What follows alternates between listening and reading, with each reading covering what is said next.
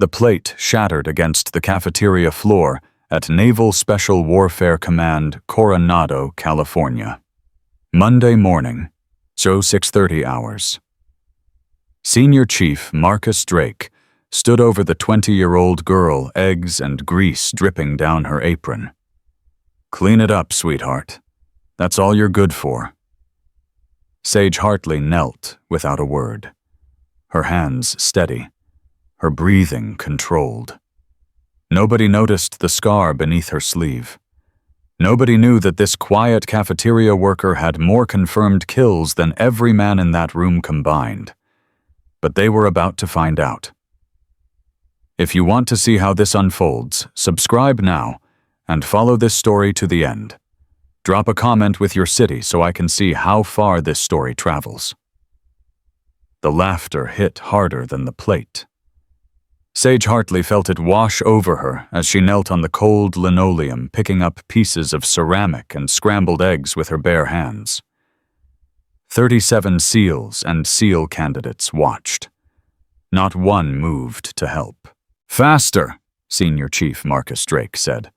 His boot tapped the floor inches from her fingers. "I haven't got all day." Sage said nothing. She placed another shard in her palm, careful not to cut herself. Not because she feared pain, because blood would draw questions she couldn't answer. "You know what your problem is?" Drake leaned down close enough that she could smell the coffee on his breath. "You think you belong here? You don't. Your furniture, your background noise, you're nothing." She kept her eyes on the floor. Her hands never trembled. Petty Officer Kyle Jensen laughed from his seat at the nearest table. 24 years old, Drake's favorite student, built like a linebacker with the ego to match. "Maybe she's deaf, Senior Chief, or just stupid." "Could be both." Drake straightened up, playing to his audience. "Either way, she should know her place by now." Sage finished collecting the debris. She rose slowly, methodically, and walked to the trash can without looking at anyone. The eggs went in. The ceramic pieces followed. She wiped her hands on her apron and returned to the serving line. Like nothing had happened. Like it always happened. Master Chief Jonas Webb sat in the corner booth, his coffee growing cold. 50 years old, 32 years in the Navy, he'd seen more combat than most of these boys would ever dream of. And right now, he was watching something that didn't make sense. The girl hadn't flinched. Not when the plate hit the ground. Not when Drake stood over her. Not when the entire room laughed at her humiliation. Her heart rate should have been elevated. Her hands should have been shaking. She should have shown something: anger, fear, shame. Instead, she moved like a machine. Precise. Controlled. Empty. Webb had seen that emptiness before. In the eyes of operators who'd been downrange too long. In the faces of snipers who'd watched too many targets drop through their scopes. He'd never seen it in a cafeteria worker. Drake returned to his table, basking in the approval of his students. "That's the problem with letting civilians work on base. No discipline, no respect, no understanding of what we do here." "She's just a server senior chief," one of the younger candidates said. "Does it really matter?" Drake's expression hardened. "Everything matters. Every detail, every weakness. You think the enemy cares about your feelings? You think they'll go easy because you're having a bad day?" He jabbed his finger at the serving line where Sage was refilling the coffee. "Weakness is contagious. You let one person slide, everyone slides. That's how units fall apart." Lieutenant Victoria Ashford approached the table. Her tray balanced perfectly, her uniform pressed to razor creases. 31 ambitious, the only female officer in the sniper training program. She'd gotten there by being harder than the men, colder than the instructors, and absolutely ruthless in her politics. "Trouble with the help again?" She sat down next to Drake, her smile thin and knowing. "Same girl. 8 months she's been here, and she still can't get a simple breakfast order right." Some people aren't meant for more. Ashford glanced at Sage with undisguised contempt. At least she knows her place. Most women who come through here have delusions about being equals. Drake nodded approvingly. This was why he liked Ashford. She understood the natural order.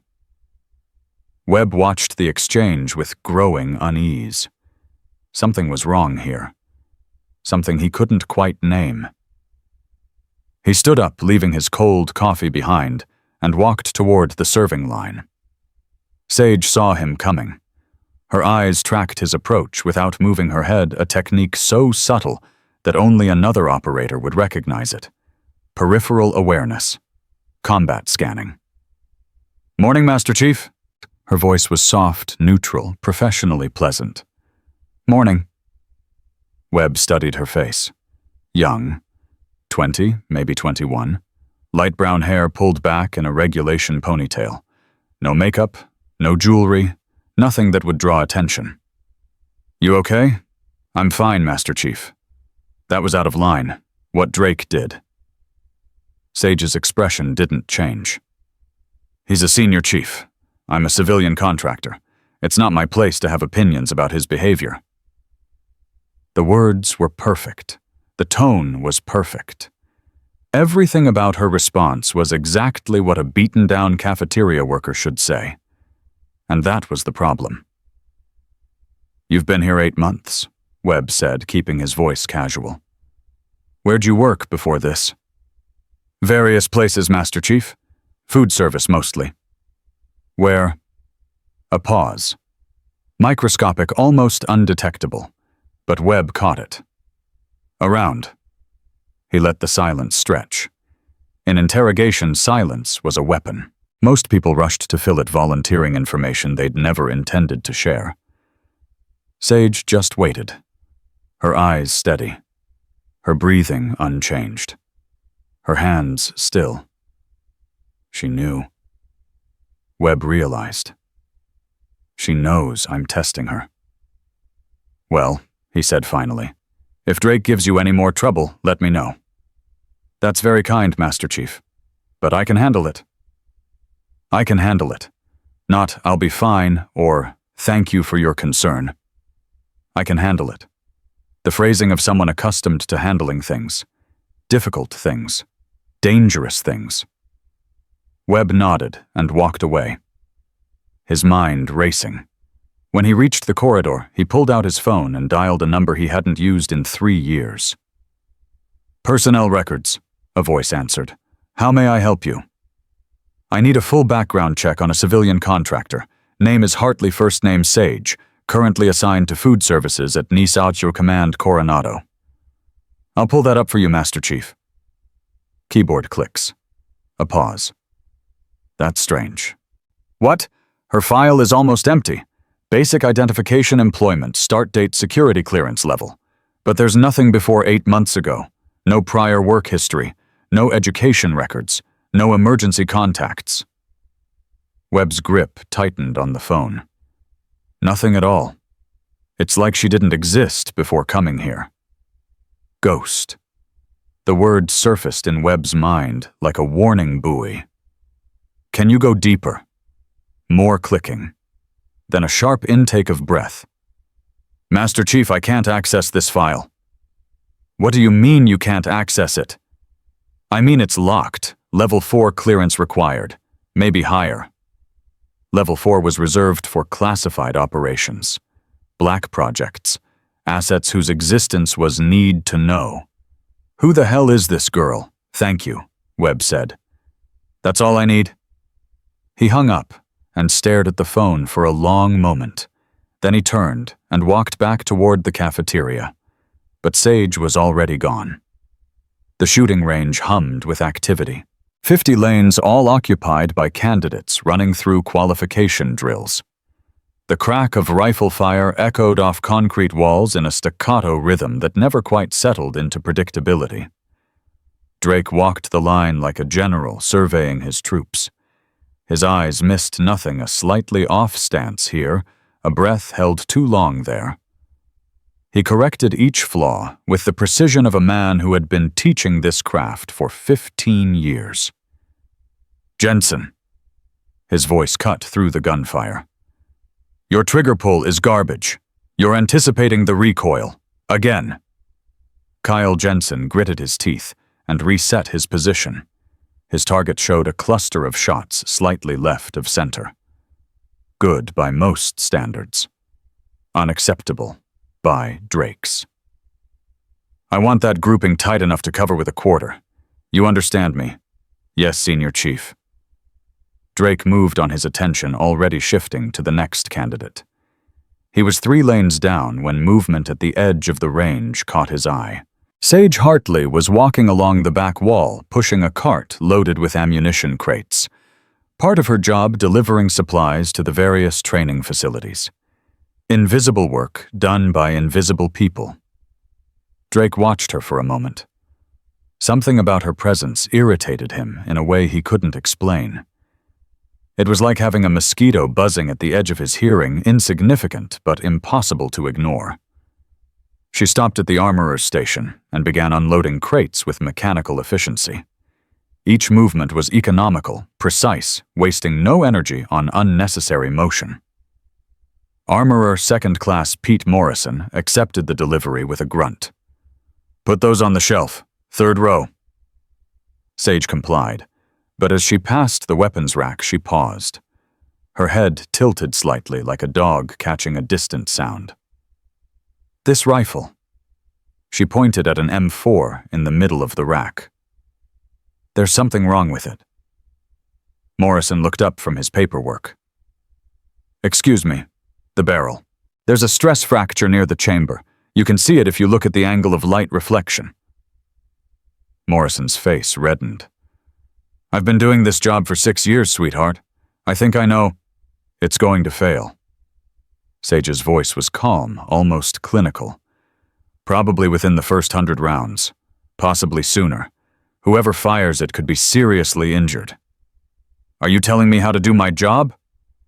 "I'm telling you there's a dangerous weapon on your rack." The exchange had drawn attention. Several candidates were watching now, their drills temporarily forgotten. Drake materialized beside them, his expression thunderous. "What's going on here?" "The cafeteria girl thinks she's a weapons expert now." Morrison's voice dripped with sarcasm. "Says this rifle is defective." Drake took the M4 from the rack and examined it. He'd inspected thousands of rifles in his career. This one looked perfectly normal. "There's nothing wrong with this weapon." "There is." Sage didn't back down. "The fracture is microscopic, but it's there. I wouldn't fire it." "You wouldn't fire it." Drake's laugh was sharp, mocking. "When was the last time you fired anything, little girl? Have you ever even held a rifle?" Sage met his eyes. For just a moment, something flickered in her gaze, something cold, something knowing, and then it was gone. "I've held a few." The answer hung in the air, pregnant with meanings no one could decipher. "Get back to work." Drake thrust the rifle at Morrison. "And you finish your delivery and get out. This isn't a place for civilians to have opinions." Sage nodded once and returned to her cart, but as she wheeled it toward the exit, she spoke without turning around. "Check the rifle, Armorer Morrison, please." Then she was gone. Morrison stared after her, his face a mixture of confusion and offense. Drake clapped him on the shoulder. "Forget it. She's nobody. Just some girl who watches too many movies." But Webb, watching from the observation platform, saw Morrison glance at the rifle, saw the doubt creep into his expression. And later, when he thought no one was looking, Webb saw him take the rifle to the inspection station and examine it under high magnification. The color drained from Morrison's face. He found the fracture. The afternoon brought a different kind of drama. A VIP tour was scheduled, senators, generals, defense contractors being shown the finest training facility in the world. The candidates had been briefed to be on their best behavior. Everything had to be perfect. Sage was assigned to the refreshment station. Water, coffee, light snacks for the distinguished visitors as they moved through the facility. Another invisible role. She was refilling the coffee urn when the group arrived. Senator William Morrison led the pack, a heavy man with a politician's smile and a handshake that lingered too long. His son Chad walked beside him, 23 prep school, polished with the arrogant certainty of someone who'd never been told no in his life. Drake greeted them with military precision. "Senator Morrison, welcome to Naval Special Warfare Command. We're honored to have you." "The honor is mine, Senior Chief. My boy here has been talking about joining up. Wanted to see what real warriors look like." Chad Morrison smirked. He was already scanning the room, his eyes landing on anything female and lingering too long. When he spotted Sage at the refreshment station, his smirk widened. "I'll get some water," he told his father. "Be right back." He sauntered over his walk, the practiced swagger of a young man who'd been told his whole life that the world was his to take. "Hey there." Sage looked up. "Would you like some water, sir?" "Water? Sure." He didn't take the glass she offered. Instead, he leaned against the table, positioning himself too close. "You work here on base?" "Yes, sir. Food services." "Nice." His eyes traveled down her body with obvious intent. "You know I'm thinking about enlisting. Could use someone to show me around. Maybe grab dinner tonight." "I'm sorry, sir. I'm not available." "Come on." He stepped closer, his hand reaching out to touch her arm. "Everyone's available for the right." Sage's hand moved. Fast. So fast that Chad didn't register what happened until he was bent over his wrist, locked at an angle that sent lightning bolts of pain up his arm. "Please don't touch me, sir." Her voice hadn't changed. Still soft. Still professional. But her grip was iron. "You're hurting me," Chad gasped. "I know." She held the lock for exactly 2 more seconds, then released him with the same smooth precision. Chad stumbled backward, cradling his wrist, his face twisted with shock and rage. You attacked me!" The room went silent. Every eye turned to the refreshment station. Drake was there in seconds, his face a mask of barely controlled fury. "What happened? She assaulted me!" Chad's voice was a whine. "I was just being friendly and she did some kind of... I defended myself." Sage's voice was calm. "He put his hands on me without permission." "She's lying. I barely touched her, and she grabbed my wrist, and his wrist isn't broken." Sage interrupted. "If I'd wanted to break it, I would have. I simply asked him to stop." Drake stared at her. The words registered, but his brain struggled to process them. "If I'd wanted to break it, I would have." Said with absolute certainty. Said like someone who'd broken wrists before. Senator Morrison pushed through the crowd, his face red with alcohol and outrage. "What's going on here? What did you do to my son?" "Senator, I apologize." Drake stepped between them. "This civilian overreacted to what was clearly a misunderstanding. I'll have her removed immediately." "Removed? I want her arrested." She assaulted Chad. "Sir, your son touched me first." Sage's voice cut through the chaos. "I have the right to defend myself." "You're a servant." Senator Morrison's jowls quivered with indignation. "You don't have the right to touch my son." The words landed like a slap. Around the room, expressions shifted. Some uncomfortable, some agreeing, some simply watching. Jensen stepped forward, eager to please. "I saw the whole thing, Senator. She attacked him unprovoked, probably looking for a lawsuit." "That's a lie." The voice came from the doorway. Everyone turned. A young female candidate, Petty Officer 3rd Class Maya Rodriguez, stood with her arms crossed. "I saw it too." He grabbed her arm first. She just got him off her. Silence. Senator Morrison's face cycled through several shades of purple. Who is this person who— That's enough. The voice was quiet, but carried the weight of absolute authority. Captain Eleanor Vance stepped into the room. 52 years old. Silver hair cut short. 28 years of service, including 3 combat deployments. The commanding officer of the training facility. Senator, I apologize for the disruption to your tour. Perhaps we should continue to the shooting range. I want this woman fired. That decision will be made through proper channels. Vance's tone made clear that there would be no further discussion. Senior Chief Drake, please escort our guests to the next station. Drake hesitated, torn between the senator's fury and his captain's command. The command won. Right this way, Senator. As the group moved out, Vance turned to Sage. Her eyes were unreadable, but there was something in them, recognition perhaps, or curiosity. Report to my office at 1800. Yes, Captain. Vance left without another word. Sage returned to the coffee urn, her hands steady, her expression unchanged. But Rodriguez caught her eye from across the room and nodded. Thank you, Sage mouthed. Rodriguez just shrugged. Truth is truth.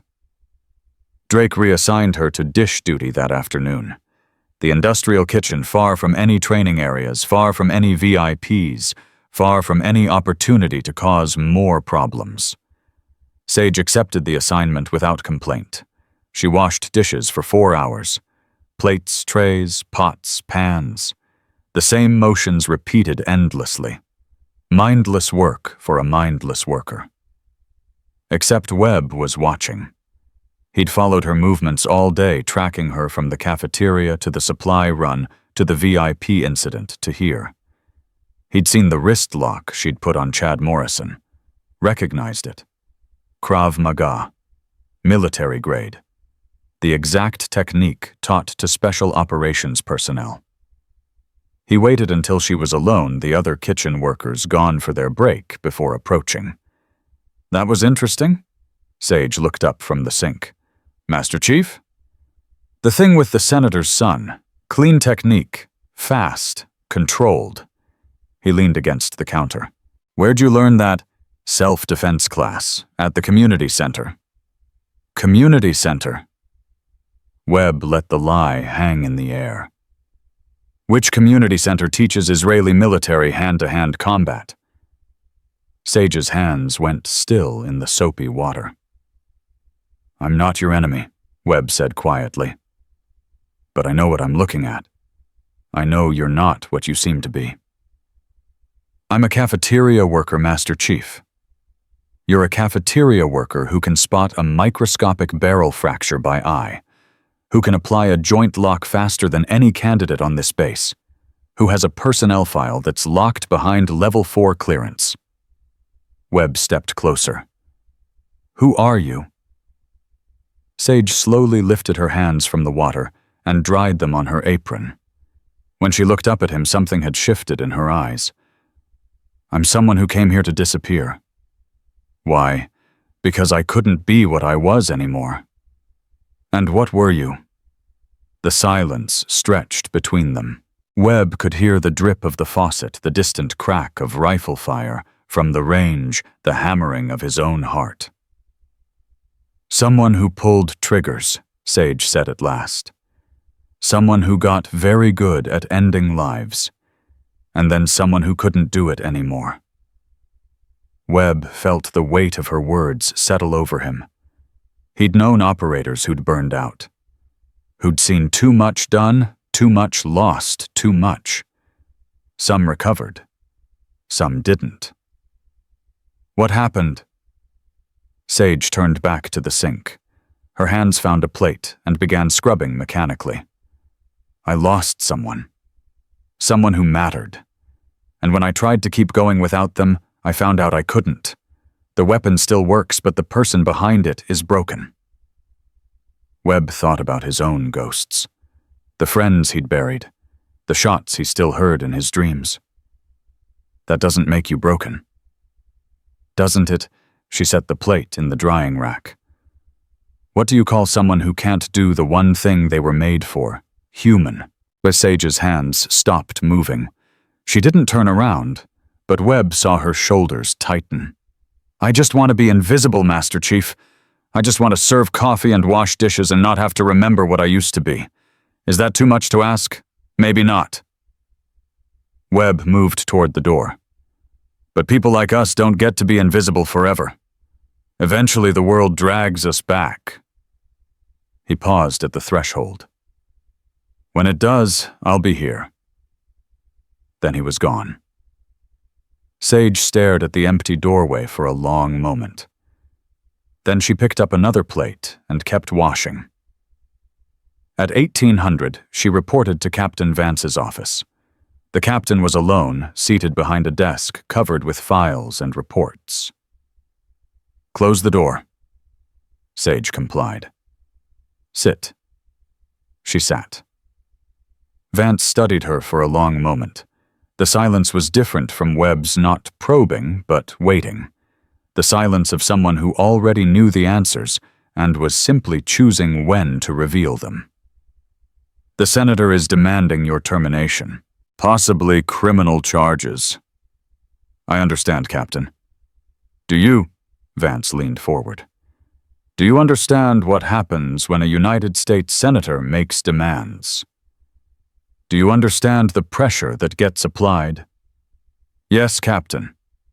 I don't think you do. Vance's voice hardened. Because if you did, you would have let that spoiled little bastard put his hands wherever he wanted and complained through proper channels later. That's what a normal civilian would do.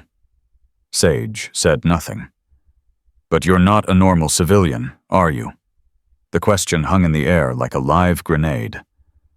Petty Officer 2nd Class Sage Hartley, Vance continued. SEAL Team 3, Buds Class 347, youngest female graduate in program history at age 18, sniper school top of her class, 23 confirmed kills across 3 deployments. Sage's face remained neutral, but her hands gripped the arms of her chair. Operation Nightfall, Yemen, 2024. 14 hours of solo overwatch after your spotter was killed by enemy fire. Vance's voice softened slightly. Your brother, Chief Petty Officer Thomas Hartley. Sage's composure cracked. Just a fraction. Just for a moment. How? I was briefed when you were assigned here. Part of the arrangement. Vance rose from her chair and walked to the window. You wanted to disappear. High Command agreed. A decorated operator psychologically compromised needed somewhere to decompress, somewhere quiet, somewhere safe. And this was the safest place you could think of, a base full of SEALs. Hiding in plain sight. No one looks for a wolf among the sheep when the wolves are all out hunting. Vance turned back to face her. The question is, how long can you keep pretending to be a sheep? Sage met her eyes. As long as I need to.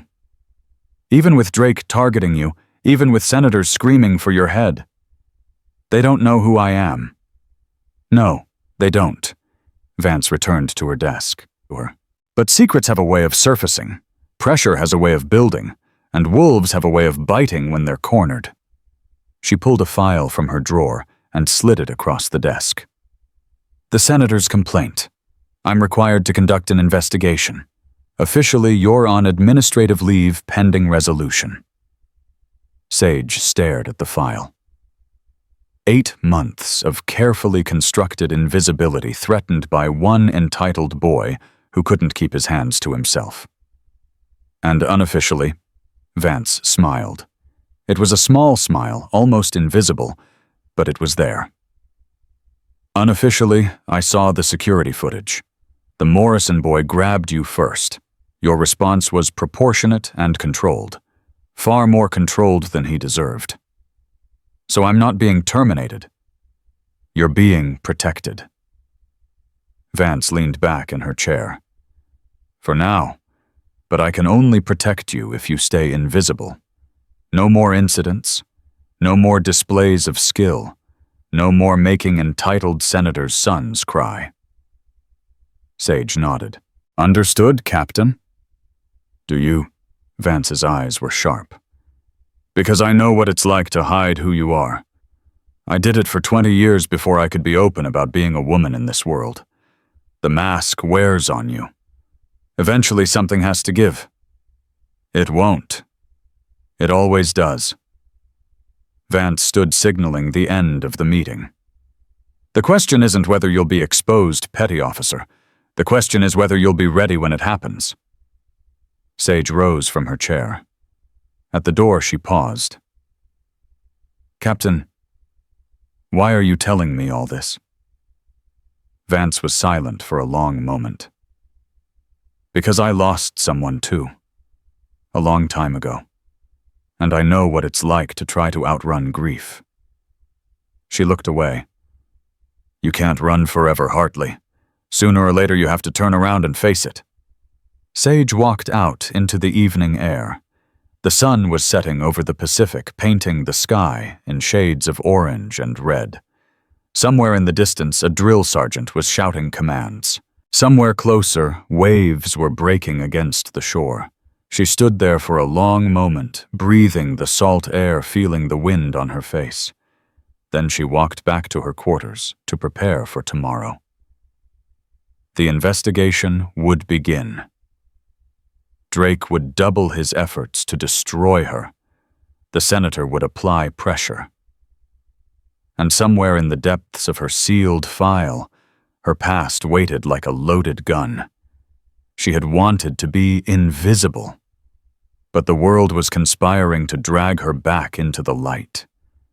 And deep down in the broken places, she tried not to acknowledge a part of her, wondered if maybe, just maybe, she was ready to stop hiding. 3 days passed. 3 days of washing dishes, serving food, and pretending she didn't feel Drake's eyes following her everywhere she went. The investigation moved slowly. Senator Morrison called twice a day. Captain Vance deflected with bureaucratic precision, and Sage stayed invisible exactly as she'd been told. But Drake wasn't satisfied with watching. I want everything on her, he told Jensen in his office. Where she lives, where she goes after work, who she talks to. I want to know what she eats for breakfast and what time she goes to sleep. Jensen shifted uncomfortably. Senior Chief, isn't that a little extreme? She's just a cafeteria worker. Is she? Drake pulled up her personnel file on his computer. Look at this. 8 months of employment. No prior work history. No education records. No family contacts. No social media. Nothing. Maybe she's just private. Nobody's this private. Drake slammed his hand on the desk. She put a joint lock on a senator's son like she was opening a door. She spotted a barrel fracture that our armorer missed. She moves like she's constantly scanning for threats. He leaned forward. That's not a cafeteria worker. That's something else. Jensen looked at the nearly empty file. What do you want me to do? Follow her. Tonight. Find out where she goes, what she does. And Jensen. Yes, Senior Chief? Don't let her see you. Jensen nodded and left. Drake stared at the file for a long moment. Then he picked up his phone and dialed. Lieutenant Ashford, I need a favor. Sage felt the surveillance before she saw it. It was an instinct developed over 3 deployments, a 6th sense for when eyes were on you. Walking back to her quarters that evening, she catalogued the signs without conscious thought. The car that had been parked in the same spot for 2 hours. The figure in her peripheral vision who stopped when she stopped. The reflection in the window that showed someone matching her pace. Amateur, she thought. Obvious. Sloppy. She could lose him in 30 seconds. Duck into a building exit, through a service entrance loop, back through the parallel street. basic counter-surveillance that any operator learned in their first month. But that would raise questions. That would confirm suspicions. So instead, she walked straight to her quarters, unlocked the door, and went inside. Let them watch. Let them see a boring girl living a boring life. She made dinner, read a book, turned off the lights at 2200. And at 0300, when Jensen finally gave up and drove away, she allowed herself to breathe. Morning brought new challenges. Sage arrived at the cafeteria to find her station reassigned.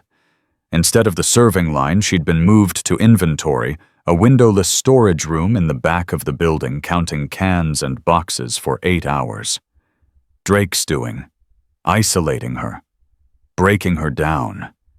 She accepted the reassignment without complaint and spent the morning surrounded by industrial-sized containers of green beans and tomato sauce. Mindless work, invisible work. Perfect. Until Lieutenant Ashford found her. "So this is where they put you?" Ashford leaned against the doorframe, her arms crossed, her smile sharp.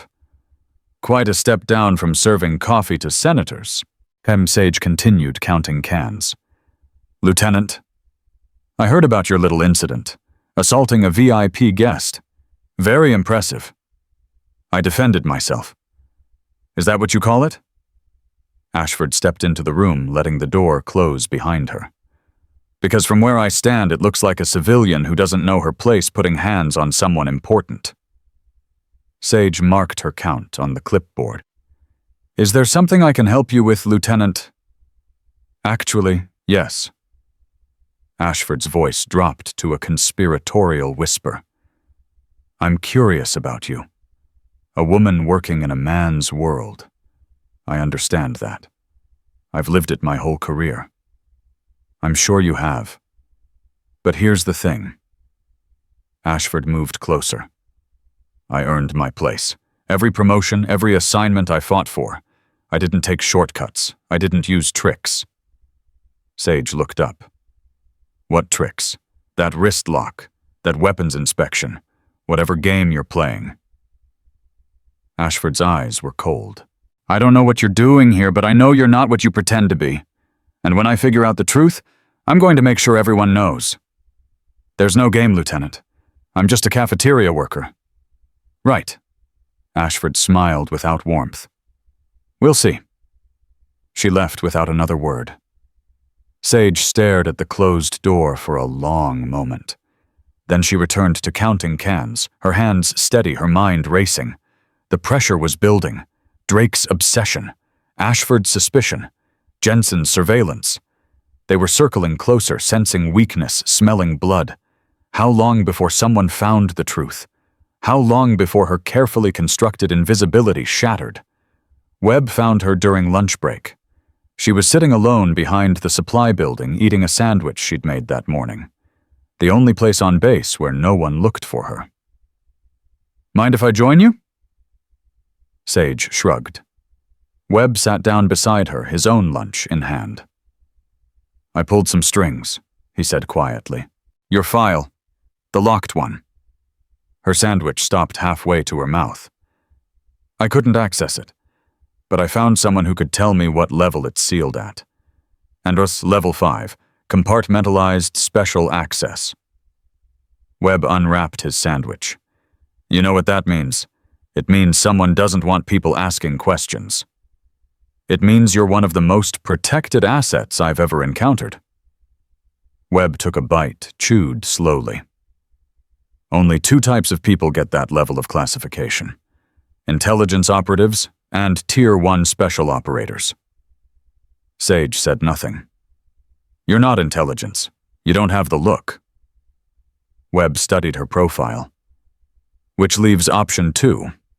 And considering we're sitting at Niasablau Command surrounded by SEALs, the math isn't hard. You shouldn't be digging into this, Master Chief." "Probably not." He finished his sandwich. "But I've been doing this job for 32 years. I've trained thousands of operators. I know what they look like, how they move, how they think." He turned to face her. And I'm looking at one right now. Sage crumpled her sandwich wrapper. What do you want? I want to understand why you're hiding, and I want to help if I can.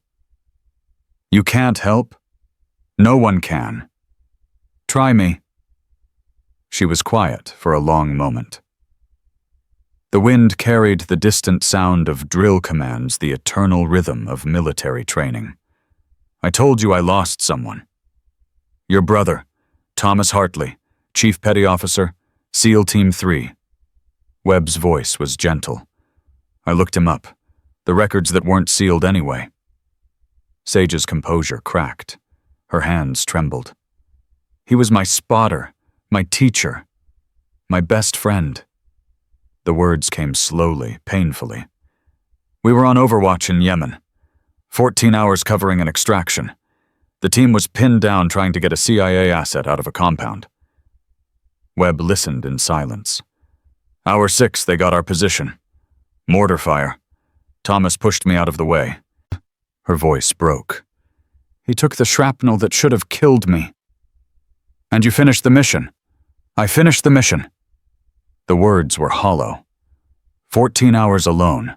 23 kills. The team got out. The asset got out. Everyone got out, except Thomas. That's not your fault, isn't it? She finally looked at him. I was the shooter. He was the spotter. My job was to take the shots. His job was to watch my back. But I should have seen the incoming fire. I should have reacted faster. I should have... You should have been human, Webb interrupted. You should have been imperfect. You should have been exactly what you were, a young operator doing an impossible job in impossible conditions. Tell that to my brother. I would if I could. Webb's voice hardened. But he's gone and you're still here. And I guarantee he didn't push you out of the way so you could spend the rest of your life washing dishes and feeling sorry for yourself. Sage's head snapped up. Anger flashed in her eyes. You don't know anything about what he wanted. I know he was a SEAL. I know he trained you. I know he believed in you enough to make you his spotter. Webb held her gaze. And I know that operators don't sacrifice themselves for people they think are going to waste the gift. The anger faded. Something else took its place. Something raw. Something wounded. I can't do it anymore, she whispered. I can't look through a scope and pull the trigger. Every time I try, I see his face. Every time I close my eyes, I hear his voice. Then don't do it for yourself. Webb stood up. Do it for him. Do it because he believed you could. Do it because there are people out there who need what you can do. He walked away, leaving her alone with her ghosts. The next morning brought the weapons qualification drill. Every candidate on base running through standardized shooting tests. Scores recorded, rankings posted. Drake's domain. Sage was assigned to ammunition distribution. Carting boxes of rounds from the armory to the range, keeping the lanes supplied. Invisible work. She was on her 3rd trip when she noticed Petty Officer Rodriguez struggling. The young woman stood at lane 15, her rifle shaking in her hands. Sweat beaded on her forehead despite the morning cool. Her first 3 shots had missed the target entirely. Come on, Rodriguez, Drake prowled behind her. My grandmother shoots better than that, and she's been dead for 10 years. Rodriguez tried again. Missed. Pathetic. Absolutely pathetic. Drake's voice carried across the range. This is why women don't belong in combat. Too emotional. Too weak. Can't handle the pressure. Sage stopped pushing her cart. Her hands gripped the handle until her knuckles went white. Rodriguez fired again. The shot went wide. That's it. Drake grabbed her shoulder and spun her around. You're done. Fail. Pack your bags and go back to whatever beauty school rejected you. Senior Chief, please. Rodriguez's voice cracked. One more chance. One more chance. Drake laughed. You've had 5 chances. You failed all of them. You're not SEAL material. You never were. Rodriguez's eyes filled with tears. Sage moved. She didn't think, didn't calculate. Her body simply responded to something deeper than conscious thought. Her stance is wrong. Every head turned. Drake's face contorted with fury. What did you say? Her stance. Sage walked toward lane 15, leaving her cart behind. Her feet are too close together. She's leaning back instead of into the weapon, and she's holding her breath instead of using respiratory pause. Drake stepped toward her, his finger jabbing. Who the hell do you think you are? Someone who knows what I'm looking at. Sage stopped in front of Rodriguez. Square your shoulders, feet shoulder-width apart. Weight on the balls of your feet. Rodriguez stared at her, caught between hope and confusion. Don't listen to her. Drake grabbed Sage's arm. She's a cafeteria worker. She doesn't know. Let go of me, Senior Chief. The words were quiet, but something in them made Drake's hand open involuntarily. Sage turned back to Rodriguez. Try again. This time breathe normally. Pull the trigger between breaths when your body is naturally still. Rodriguez looked at Drake, looked at Sage. Then she raised her rifle. Breathe in, breathe out. Between breaths, the shot hit center mass. A murmur rippled through the watching candidates. Again, Sage said. Another shot. Another hit. Again. 3 more rounds, 3 more hits. Rodriguez lowered her rifle. Her face transformed. I did it. I actually did it. Drake's face had gone purple. His hands clenched into fists. You! His voice was a growl. In my office. Now! He stormed off the range. Rodriguez grabbed Sage's hand. Thank you. I don't know how to... Don't thank me yet. Sage squeezed her hand briefly. This isn't over. She followed Drake toward the command building, aware of every eye watching her go. Drake's office door slammed hard enough to rattle the windows. Who do you think you are? He paced like a caged animal. Who the hell do you think you are? Sage stood at attention, her face neutral. I was trying to help Senior Chief. Help. Help. He laughed, the sound sharp and ugly. You undermined my authority in front of my entire unit. You made me look like a fool. I corrected a stance error. Nothing more. Nothing more. Drake stopped pacing. He turned to face her, something dangerous in his eyes. Let me tell you something, little girl. I've been training SEALs for 15 years. I've produced more operators than anyone in this command. I know what makes a warrior. He stepped closer. And you're nobody. You're a ghost with an empty file and too many secrets. You think you're special. You think you know something the rest of us don't. Sage met his eyes. I think I know how to shoot. Drake went still. Prove it. Excuse me. You heard me. His smile was predatory. You want to play instructor? Fine. Let's see what you've got. Shooting competition. You and me. Right now, in front of everyone. That's not necessary. Oh, but it is. Drake opened his office door. Jensen, get everyone back to the range. The cafeteria girl wants to show us how it's done.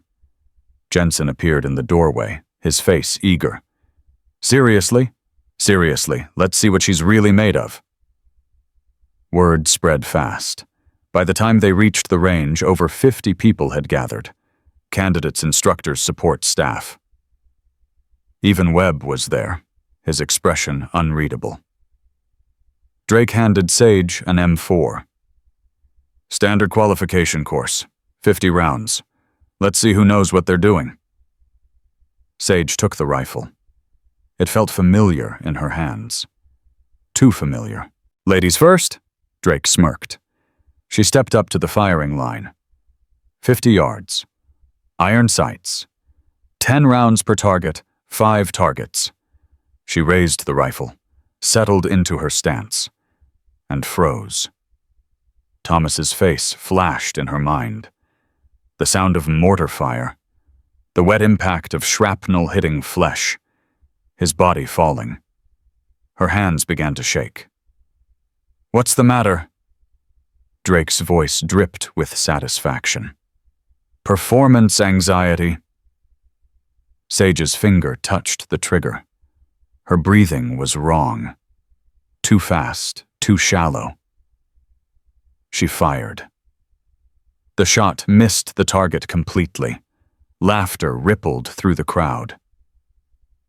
"This is your weapons expert," Jensen crowed. "She can't even hit paper?" Sage fired again. Missed, again missed. Her grouping was scattered across a 6-foot radius, not a single round on target. Drake was practically glowing. "I think we've seen enough." But Webb had noticed something. He walked past the 50-yard targets, past the 100-yard line, past the 200-yard markers. At 300 yards, he stopped. 5 holes, grouped so tightly they nearly touched. She wasn't missing. She was shooting something else. "Master Chief," one of the candidates had followed him. "What are you looking at?" Webb pointed. The candidate's jaw dropped. "Senior Chief," his voice cracked. "You need to see this." Drake stormed over, still riding his wave of triumph. Then he saw the target. "That's..." Jensen's voice trailed off. "That's impossible." 300 yards, Webb said quietly. "Iron sights, a rifle designed for accurate shooting at 50. He turned to look at Sage. Only one type of person makes shots like that. Drake's face had drained of color. "She got lucky. It's a fluke. 5 rounds in a pattern smaller than my fist at 3 times the designed range." Webb shook his head. "That's not luck. That's training. The kind of training that takes years. The kind of training that..." "Senior Chief Drake." When Captain Vance's voice cut through the murmur of the crowd, everyone snapped to attention. Vance walked slowly toward the firing line, her face carved from stone. She looked at the 50-yard target with its empty paper, then at Drake, then at the distant 300-yard target. "Would someone like to explain what's going on here?" Drake found his voice. "A marksmanship demonstration, Captain. The civilian wanted to prove she knew how to shoot." "And did she..." Drake hesitated. 300 yards, ma'am," Webb said. "Iron sights. 5-round grouping you could cover with a quarter." Vance's expression didn't change, but something flickered in her eyes. "Everyone back to regular training, now." The crowd dispersed quickly, but the whispers had already started. By evening, everyone on base would know. Vance waited until only she, Drake, Webb, and Sage remained. "Senior Chief Drake, my office, 1 hour." "Captain, I can explain. 1 hour." She turned to Sage. Her voice dropped so only Sage could hear. "I told you to stay invisible." "I tried." "Try harder." Vance's eyes were hard. "Because the next time I might not be able to protect you." She walked away. Drake stared at Sage with something new in his expression. Not anger anymore. Something closer to fear. "I don't know who you are," he said slowly. "But I'm going to find out. And when I do, I'm going to destroy you." He left without waiting for a response. Webb approached Sage. His face was troubled. "That was one hell of a shot. I shouldn't have done it." "Probably not," he paused. "But it was beautiful." Sage looked at the distant target barely visible against the afternoon sky. "Thomas taught me that shot when I was 17. Said I was a natural." Her voice cracked. "He said I could have been the best. Could have been..." She handed him the rifle. That's the first time I've fired a weapon in 14 months, Master Chief. And every single time I pulled the trigger, I saw his face. She walked away before he could respond. But Webb stood there for a long time, staring at that impossible grouping, wondering what it would take to heal a broken warrior. And knowing that whatever was coming next, nothing would ever be the same. The whispers followed Sage everywhere now. 300 yards, iron sights, impossible grouping. She heard them in the cafeteria, in the corridors, in the supply rooms where she tried to disappear. The story had grown with each retelling until she'd supposedly hit targets at 500 yards blindfolded while reciting the Constitution backward. But the truth was dangerous enough. Drake had gone quiet. Too quiet. He watched her from a distance, now calculating planning. Sage knew that look. She'd seen it in the eyes of predators waiting for the perfect moment to strike. The moment came on a Thursday morning. "All personnel to this main training yard." The announcement crackled through every speaker on base. "Immediate assembly. All personnel." Sage set down the inventory clipboard she'd been holding. Her instincts screamed warning. This was it. The training yard was packed. Over 200 people, candidates, instructors, support staff, officers. Even Captain Vance stood on the observation platform, her expression unreadable. Drake stood at the center, flanked by Jensen and Ashford. His smile was the smile of a man holding a winning hand. "Thank you all for coming," he began. "As you know, recent events have raised questions about the competence of our support staff, specifically whether certain individuals are qualified to offer opinions on military matters." His eyes found Sage in the crowd. "So today we're going to settle this once and for all. A practical demonstration.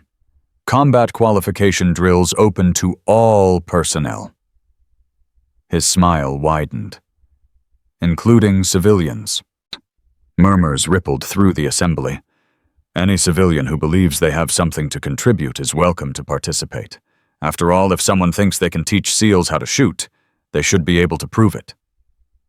He was staring directly at her now. "What do you say, Miss Hartley Care, to show us what you've got?" Every eye turned to Sage. She stood frozen, her mind racing through options. Refuse and Drake wins. Accept, and she exposes herself further. There was no good choice. "I'll do it." The words came from somewhere deep, somewhere that remembered what it felt like to stand instead of kneel. Drake's smile flickered. He hadn't expected her to accept. "Excellent. Let's see what a cafeteria worker can do." They started with basic drills, rifle assembly, which Sage completed in 12 seconds fast, but not impossibly so. Target acquisition at 50 yards, where she deliberately spread her grouping just enough to look competent rather than exceptional. Drake watched with growing frustration. She was sandbagging, and they both knew it. "Let's make this interesting," he announced. "Close quarters combat demonstration, 2-on-1 drill. Jensen, Ashford, you're with me." The crowd shifted uneasily. "Senior Chief." Webb stepped forward. "That's not standard protocol for civilian participation." "Neither is having civilians critique military operations." Drake's voice was hard. "If she wants to play soldier, she can play soldier." Jensen and Ashford moved to flank Sage, their expressions eager. "Rules are simple," Drake continued. "Subdue the opponent. Any questions?" Sage looked at the two operators circling her. Jensen was bigger, stronger, but telegraphed his movements. Ashford was faster, more precise, but overconfident. Neither was Thomas. Neither had ever faced what she'd faced. "No questions," Sage said quietly. Jensen moved first. His fist came in hard and fast, aimed at her midsection. Sage stepped offline, redirecting his momentum past her. Her elbow found his kidney on the way by not hard enough to injure, but hard enough to make him stumble. Ashford attacked from behind, going for a chokehold. Sage dropped her center of gravity, rotating her hips, and Ashford suddenly found herself flying over Sage's shoulder to land hard on the training mat. 3 seconds. Both opponents down. The yard went silent. Jensen scrambled to his feet, his face red with humiliation. Lucky shot! He charged again, this time with Ashford coordinating, a pincer movement attacking from both sides simultaneously. Sage flowed between them like water, blocking, redirecting, never striking with force, always moving. She put Ashford between herself and Jensen. Used Jensen's momentum to send him stumbling into Ashford-created space, and dissolved attacks with an economy of motion that spoke of thousands of hours of training. 12 seconds. Both down again. "What the hell?" Jensen gasped from the ground.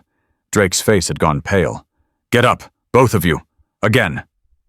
"Senior Chief." Webb tried to intervene. "I said again." They attacked together more desperately this time. All technique abandoned, replaced by raw aggression and wounded pride. Sage stopped playing defense. Her palm strike caught Jensen in the solar plexus, dropping him to his knees. Her foot swept Ashford's legs, and a controlled descent put the lieutenant flat on her back. She finished with a knee on Jensen's chest, and her hand positioned above Ashford's throat. "Yield," she said quietly. Neither moved. "I said yield." "We yield," Ashford gasped. Sage released them both and stepped back. Her breathing was barely elevated. The silence stretched for an eternity. Then Drake crossed the distance between them in 3 angry strides. His hand shot out, grabbing the front of her uniform. "Who are you?" he snarled. "Who the hell are you? Let go of me." "Not until you answer my—" He yanked, and Sage's uniform shirt tore. The sound of ripping fabric cut through the tension like a gunshot. And then the silence became absolute. Because there, exposed on her right shoulder, was a tattoo that every person in that yard would recognize for the rest of their lives. A golden eagle. Wings spread wide, clutching a trident in one talon and a flintlock pistol in the other. Surrounded by an anchor. The Navy SEAL Trident. Below it, in stark black letters, Team 3. And below that, a symbol that only a handful of people in the entire military would understand, a Black Hawk wings, folded the mark of Devgru sniper cadre. Jensen made a sound like a wounded animal. Webb's hand rose to his forehead in an automatic salute, his body responding before his mind could catch up. "Holy!" Drake's grip went slack, his face drained of all color. "That's," he whispered, "that's impossible." "Actually," Captain Vance's voice carried across the yard as she descended from the observation platform, "it's very possible." She walked through the crowd which parted before her like water before a ship's bow. Her eyes never left Sage. Petty Officer 2nd Class Sage Hartley. SEAL Team 3. Bud ES Class 347. Youngest female graduate in program history at age 18. The murmurs began. Disbelief. Shock. Wonder.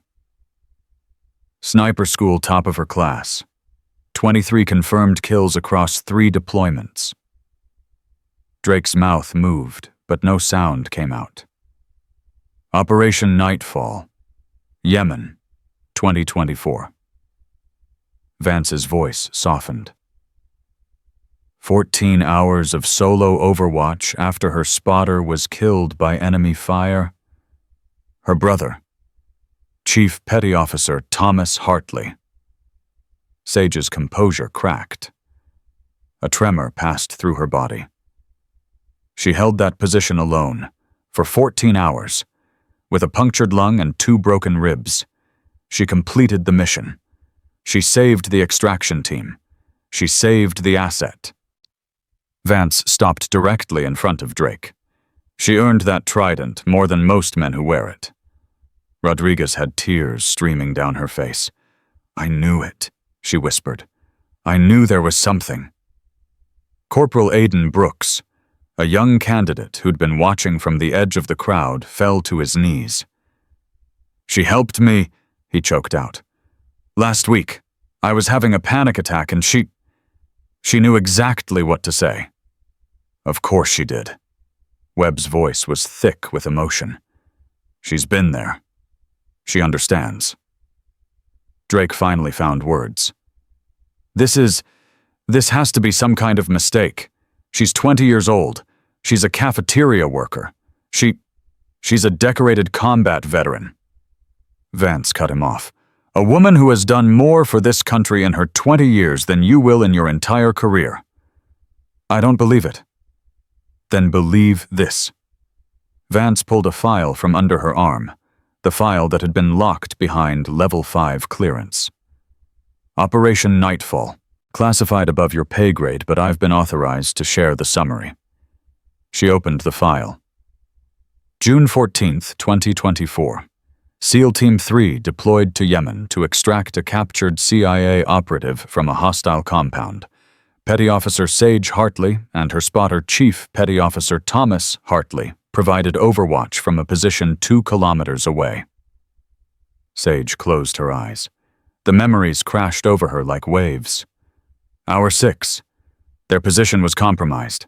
Mortar fire. Chief Petty Officer Hartley pushed his sister out of the impact zone and took the full force of the shrapnel. Vance's voice wavered. He died in her arms. Someone in the crowd was crying. Maybe several people. Petty Officer Hartley had a punctured lung and 2 broken ribs. She had every reason to abandon her position to call for immediate extraction. No one would have blamed her. Vance looked at Sage with something approaching reverence. Instead, she stayed for 14 more hours. She eliminated 23 enemy combatants who were attempting to reach the extraction team. She maintained her position through a sandstorm, through enemy counter-sniper fire, through blood loss and shock and unimaginable grief. She saved 12 lives that day, Webb added quietly. 12 operators and the CIA asset. All because she wouldn't abandon her post. Drake had backed away several steps. His face was the color of ash. "Senior Chief Drake." Vance's voice could have frozen fire. "You just assaulted a Bronze Star recipient, a 3-time Purple Heart holder, the only woman in the history of naval special warfare to complete the DevGru sniper qualification course." I didn't know." "No, you didn't." Vance stepped closer. "You didn't know, and you didn't care. You saw a young woman in a cafeteria uniform, and you decided she was beneath you. You decided she was nothing." Drake's mouth opened and closed. No words came out. "How many confirmed kills do you have, Senior Chief?"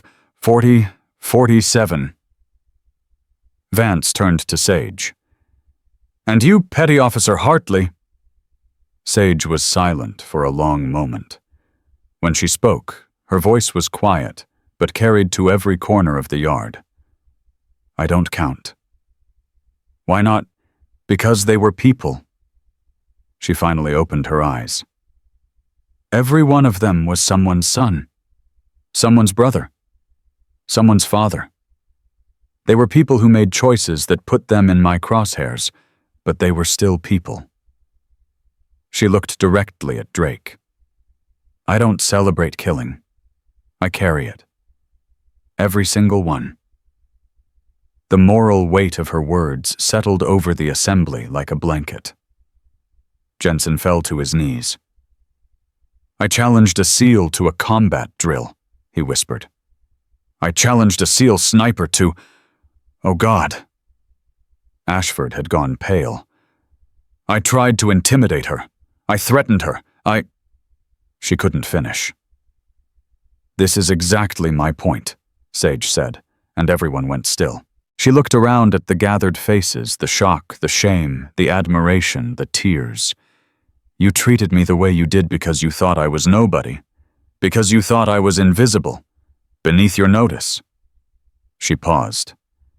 But what about the actual cafeteria workers? What about the people who serve your food every day, and clean your barracks and maintain your equipment? She stepped forward, her voice gaining strength. Do they deserve your cruelty? Do they deserve to be humiliated and mocked and treated like they don't matter? Silence. I'm not special because I can shoot. I'm not special because I have a trident on my shoulder. I'm special because I chose to serve just like everyone else who puts on a uniform. Her eyes swept the crowd. The cook who feeds you breakfast chose to serve. The mechanic who maintains your vehicles chose to serve. The janitor who cleans your facilities chose to serve. She pointed at Rodriguez. She chose to serve, and you were ready to throw her away because she had a bad day on the range. Drake couldn't meet her eyes. Respect isn't about what someone can do to you, Sage continued. It's not about rank or ribbons or how many people you've killed. Respect is about how you treat people who can't fight back, who you choose to be when you think no one important is watching. I'm sorry. Drake's voice was barely audible. You didn't know I was a SEAL, Sage cut him off. But that's the point. You should have treated me with dignity regardless. You should have treated everyone with dignity. She took a breath. That's what real warriors do. Captain Vance stepped forward. Senior Chief Marcus Drake, you are hereby relieved of duty pending investigation for assault on a superior petty officer, conduct unbecoming, and creating a hostile work environment.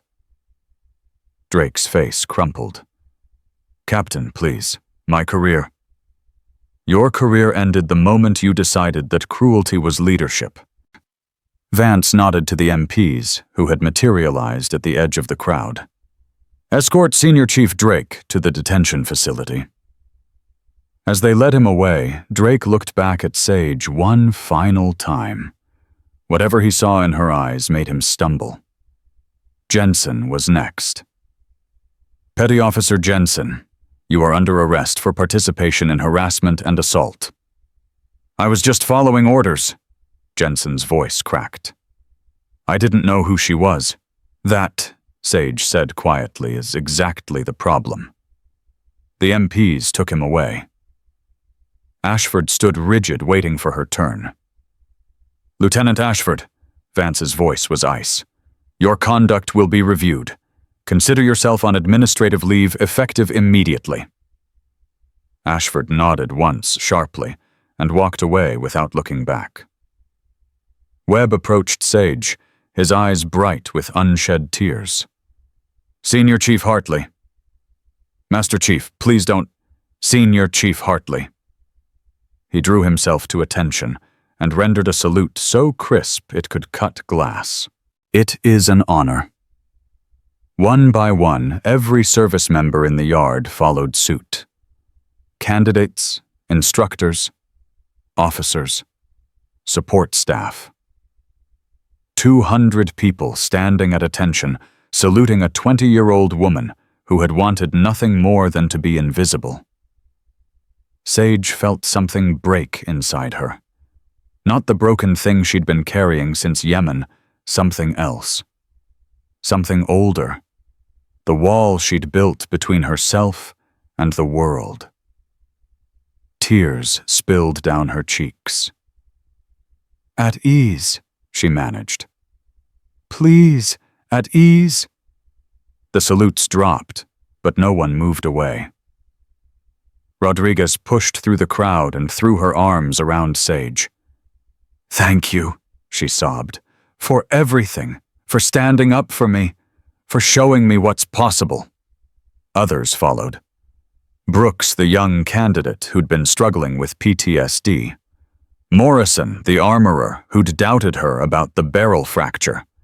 Dozens of faces, some she recognized, some she didn't, all wanting to express something words couldn't capture. Webb waited until the crowd thinned. Thomas would be proud, he said softly. You know that, right? Sage wiped her eyes. I don't know anything anymore. Then know this. He put a hand on her shoulder. What you did today, not the fighting, not the shooting, but the speaking, that was the bravest thing I've seen in 32 years of service. I just told the truth. Sometimes the truth is the hardest shot to make. He squeezed her shoulder. Your brother taught you well. Sage looked at the dispersing crowd at the yard, where her secret had been ripped away at the sky that suddenly seemed bigger than it had that morning. What happens now? Now, Webb smiled. Now you stop hiding. Now you figure out who you are when you're not trying to be invisible. And if I don't know, then you'll learn.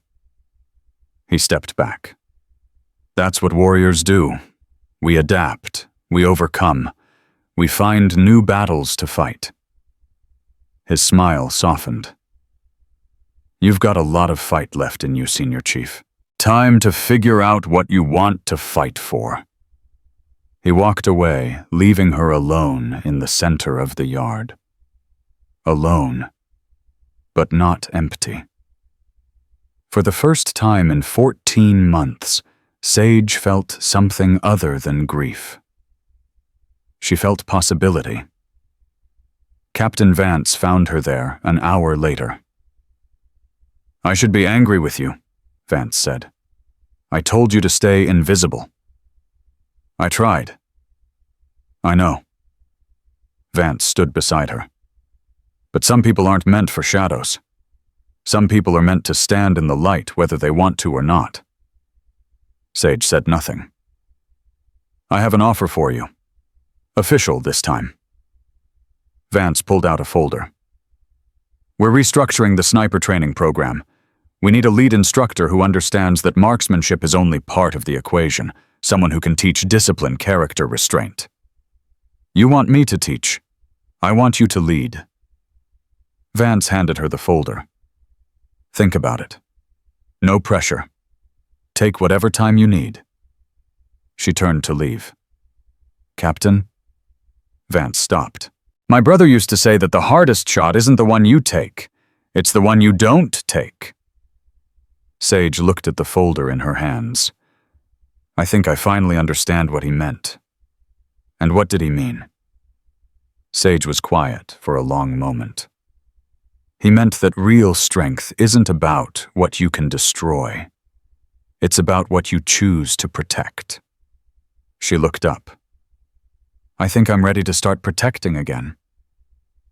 Vance nodded slowly. Good, because there are people out there who need what you can teach them. She paused. And there are people who need what you can do. Something in her tone made Sage's instincts prickle. What do you mean? Let's just say that your file wasn't unsealed by accident. Vance's expression was unreadable. There are people watching Petty Officer Hartley. People who've been waiting for you to be ready. Ready for what? That's a conversation for another day. Vance started walking. For now, rest. Heal. Figure out who you want to be. She paused at the edge of the yard. And Sage, yes, Captain, welcome back. Sage stood alone as the sun began to set, the folder clutched in her hands, her mind racing with questions she couldn't answer. Somewhere in the distance, a drill sergeant was calling cadence. Somewhere closer, waves were breaking against the shore. And somewhere deep inside her, in the place where her brother's voice still echoed, something was waking up.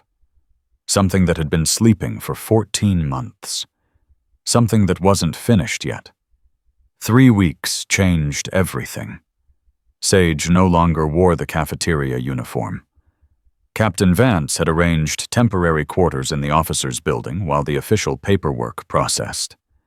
She had an office now small, but private, with a window that overlooked the training yard where her world had shattered and rebuilt itself. But she hadn't accepted the instructor position yet. Every morning she sat at her desk and stared at the folder. Every evening she set it aside unopened. The decision felt too big, too permanent, too much like admitting that the old Sage, the invisible one, the broken one, was truly gone. Webb found her there on a Tuesday morning, coffee in hand. Still haven't opened it.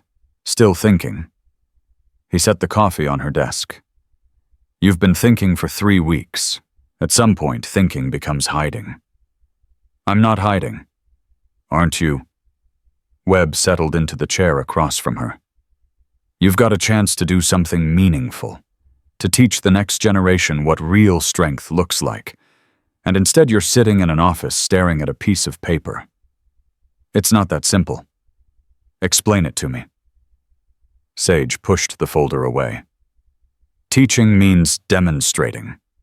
Demonstrating means shooting. Shooting means... She trailed off. Seeing Thomas, she nodded. Webb was quiet for a moment.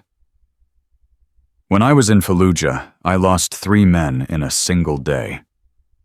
IED. They were in the vehicle behind mine. I heard it happen, turned around, and there was nothing left but smoke and screaming. Sage looked up. For 2 years after that, I couldn't ride in a convoy. Every time I heard an engine, I'd freeze. Couldn't breathe. Couldn't think. He took a sip of his coffee. You know what helped? What? Driving. Not riding, driving. Taking control. Putting my hands on the wheel and deciding where we went. How fast, when to stop. He set down the cup. You can't outrun grief, Sage. But you can learn to carry it differently. And if I can't, then you can't. But you won't know until you try. He stood up. There's someone waiting to see you, in the training yard. I think you should talk to her. Who? Someone who needs to hear what you have to say. He left without explaining further. Sage found Rodriguez standing alone at the firing range, her rifle clutched in white-knuckled hands. Petty officer. Rodriguez spun around. Her eyes were red. Senior Chief, I wasn't sure you'd come. Webb said someone needed to talk. I don't want to bother you. I know you've got a lot going on. You're not bothering me. Sage walked closer. What's wrong? Rodriguez looked at the rifle in her hands. I've been here for an hour, trying to shoot. I qualified last week thanks to you, but now I keep thinking about what happened. What everyone said. How they treated you. How does that affect your shooting? It makes me wonder if I should even be here. Rodriguez's voice cracked. If they could treat you like that, you a decorated SEAL. What chance do I have? I'm nobody. I'm just some girl who thought she could be a warrior. Sage took the rifle from her hands. Sit down. Rodriguez sat. When I was 18 years old, I walked into Bud's knowing that half the men there wanted me to fail. Not because I wasn't capable, but because I was female. Because my presence threatened something they believed about themselves. How did you get through it? I stopped trying to prove them wrong. Sage set the rifle aside. See, here's what nobody tells you. If you spend your whole life trying to prove you belong, you'll never feel like you do. The validation has to come from inside. But how? You ask yourself one question every morning. Did I give everything I had today, not compared to anyone else, not measured against their expectations, just you alone with your effort? Sage met her eyes. And if the answer is yes, then you belong, regardless of what anyone else thinks. Rodriguez wiped her eyes. I've wanted this my whole life, to serve, to matter, and then they made me feel like I was nothing. They were wrong. But what if they're right? What if I'm not strong enough? Sage picked up the rifle and handed it back to her. Strength isn't about never falling down. It's about getting up every single time you do. And you're still here, Maya. After everything Drake said, everything he did, you're still here. That's strength. Rodriguez looked at the weapon in her hands. How did you do it? She whispered. 14 hours alone. Your brother dead. How did you keep going?" Sage was quiet for a long moment. "I didn't keep going for myself. I kept going for him. For the team. For the people counting on me to do my job." She paused. "When you find something worth fighting for, something bigger than your own pain, you'd be surprised what you can endure." "What was it for you?" "Thomas." Sage's voice softened. "He was the best person I ever knew. He taught me everything, not just shooting, but who I wanted to be. And when he died, I had a choice. Give up and let his sacrifice mean nothing, or finish what we started." "So you finished it?" "I finished it." Sage looked at the distant targets. "But then I ran.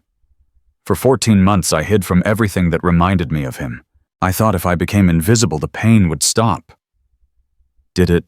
"No. Pain doesn't work like that. You can't run from grief. It follows you. The only way out is through." She turned back to Rodriguez. "That's what I'm still learning. How to carry him with me instead of running from his memory." Rodriguez stood up slowly. "I want to be like you. Not the shooting, not the medals. The other part. The part that keeps going." "Then start now." Sage nodded toward the firing line. "One shot at a time. One day at a time. And when you fall down, because you will, you get up. That's all any of us can do." Rodriguez approached the line. She raised her rifle, steadied her breathing, and fired. Center, mass. She looked back at Sage with tears streaming down her face. "I did it." "You always could. You just needed to believe it." The door to Sage's office was open when she returned. Jensen sat inside, handcuffs gone, but shoulders hunched. His face was pale, haggard, the face of a man who'd spent 3 weeks staring at the ruins of everything he thought he knew. "They let you out," Sage said from the doorway. "Administrative release pending investigation. I'm confined to base." He didn't look up. "Captain Vance said I should come see you." "Why?" "To apologize." His voice cracked. "To try to explain. To—" He finally met her eyes. "I don't know. To face what I did." Sage walked to her desk and sat down. "I'm listening." "I was following orders." The words came out defensive, automatic. Then his shoulders sagged. "No, that's not enough. That's not even true." "Then what is true?" Jensen's hands trembled. "I wanted to belong. Drake was the best instructor on base. Everybody looked up to him. And when he noticed me, when he started including me in things, I felt like I mattered." "So you did what he asked?" "I did worse than that. I volunteered." His voice broke. "He didn't tell me to follow you home. He didn't tell me to mock you in front of everyone. I did that on my own because I thought it would impress him." Sage let the silence stretch. "When I saw that tattoo," Jensen shook his head, "everything I believed about myself fell apart. I thought I was tough. I thought I was a warrior. But you're the real thing, and I didn't even recognize it. I looked at you and saw nothing. That's the problem." "I know." "Do you—" Sage leaned forward. "Because here's what you don't understand. Even if I wasn't a SEAL, even if I was just a cafeteria worker with no training, no experience, no tattoos, what you did would still be wrong." Jensen's face crumpled. "You didn't mistreat me because you thought I was weak. You mistreated me because you thought I didn't matter. And that says everything about who you are, not who I am." "I know. God, I know." He buried his face in his hands. "What do I do? How do I fix this?" Sage was quiet for a long moment. "You can't fix what you did to me. That's already done. But you can change who you become." She paused. "Every day you get a choice. Be the person who tears others down or be the person who builds them up. Drake made his choice. What's yours? Jensen looked up. I want to be different. I just don't know how. Then learn. Watch the people you respect, the real ones, not the ones who make you feel powerful. Study what they do, how they treat others. And every time you're about to open your mouth, ask yourself, is this building or destroying? Will that be enough? I don't know, but it's a start. Sage stood up. Now get out of my office. I have work to do. Jensen rose. At the door, he paused. For what it's worth, I'm sorry. Not because you're a SEAL. Because you're a person who didn't deserve what I did. That's the first smart thing you've said since you got here. He left without another word. Webb appeared in the doorway moments later. How'd that go? Ask me in 10 years, that's how long it'll take to know if he actually changes. Fair enough.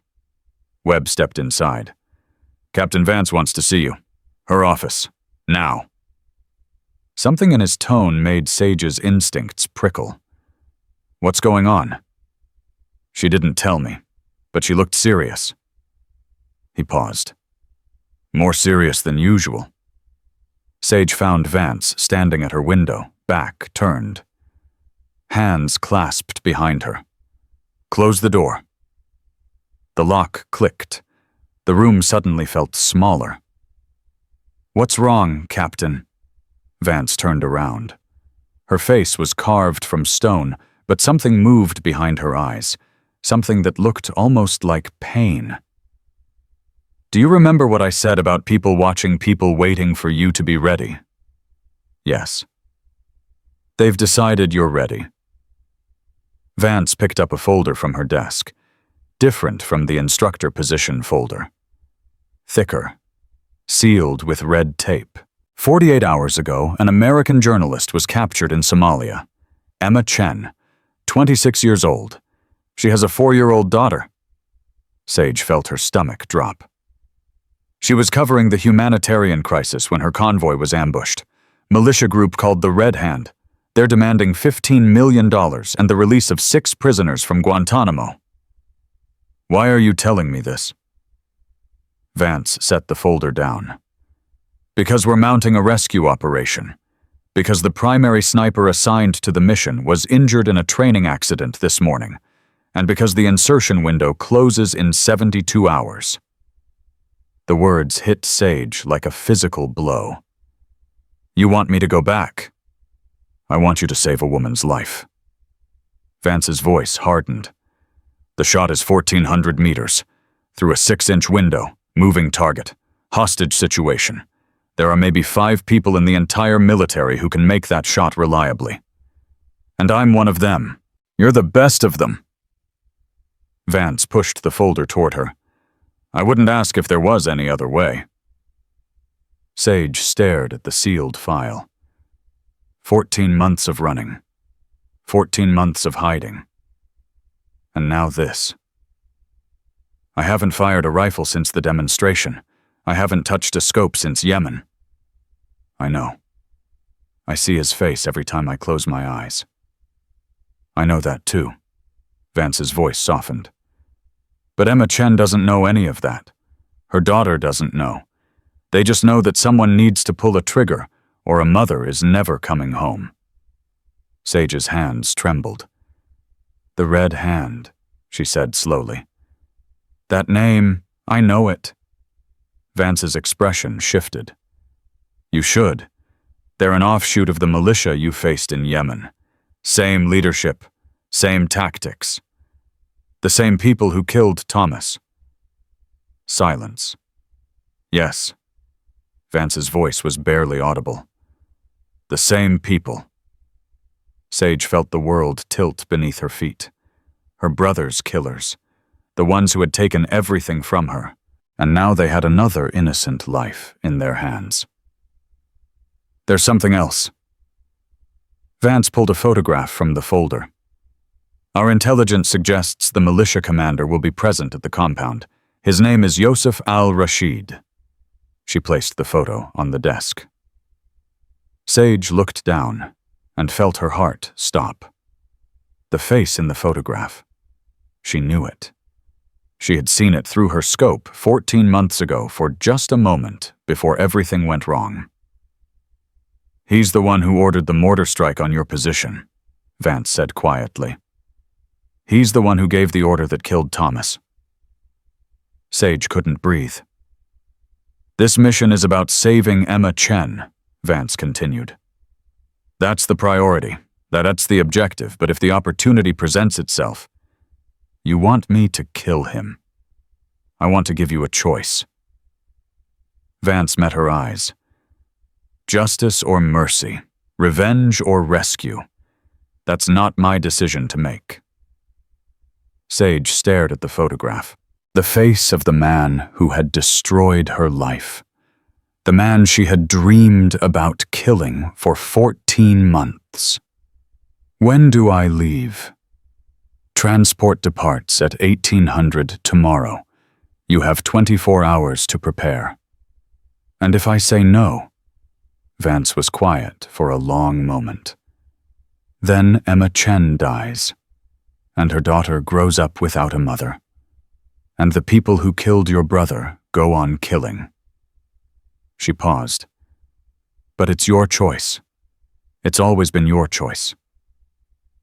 Sage picked up the photograph. Thomas's voice echoed in her memory. "The hardest shot isn't the one you take, it's the one you don't take. I'll need access to the armory, and a spotter I can trust." "Done. Anyone you want." Sage thought for a moment. "Webb. Master Chief Webb." Vance nodded.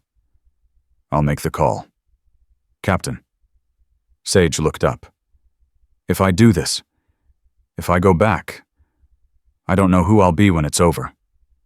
None of us ever do." Vance walked to the door. "That's what makes us human." She left Sage alone with the photograph.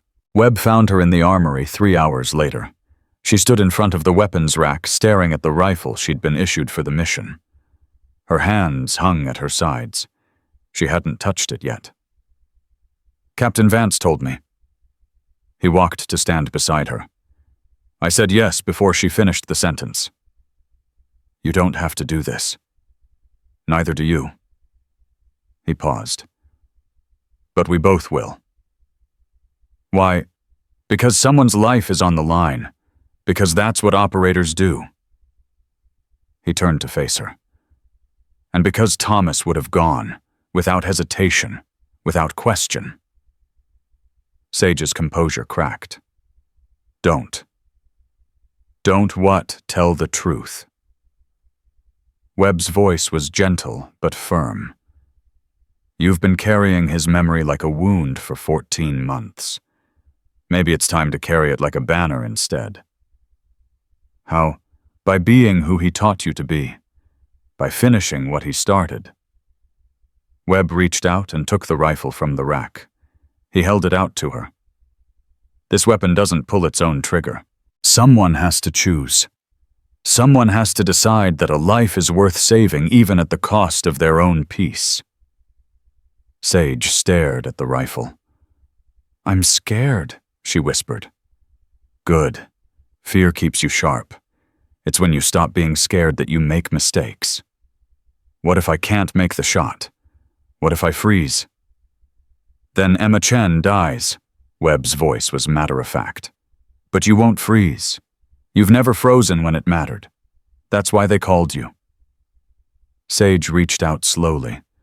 Her fingers touched the cold metal of the rifle. And something shifted inside her. Not the broken thing she'd been carrying. Something older. Something stronger.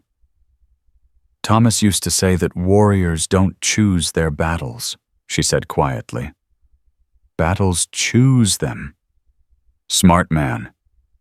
He was. She lifted the rifle, feeling its weight, its balance, its familiar, deadly potential. He was the smartest person I ever knew. "Then honor him." Webb stepped back. "Save this woman's life. Stop the people who killed your brother. And when it's done, come home and teach the next generation what you've learned." Sage met his eyes. "And if I don't come home, then I'll make sure everyone knows who you were." His voice was thick. "And what you sacrificed." She nodded once. Then she began to prepare. 24 hours until transport. 1,400 meters to the target, one shot to save a life. And somewhere in that equation, the answer to a question she'd been running from for 14 months. Could she pull the trigger? Could she become Phoenix again? Only one way to find out. The helicopter cut through the darkness like a blade. Sage sat with her rifle across her knees, her eyes closed, her breathing measured. 14 months since she'd been in a bird heading toward a mission. 14 months since she'd felt the familiar vibration of rotors thrumming through her bones. It felt like coming home to a house that had burned down. Webb sat beside her, checking his equipment for the third time. 2 other operators filled the remaining seats. Ghost and Wraith call signs, only faces she didn't recognize. Black Ops personnel pulled from units that didn't officially exist. 30 minutes to insertion. The pilot's voice crackled through their headsets. Sage opened her eyes. "You ready for this?" Webb asked.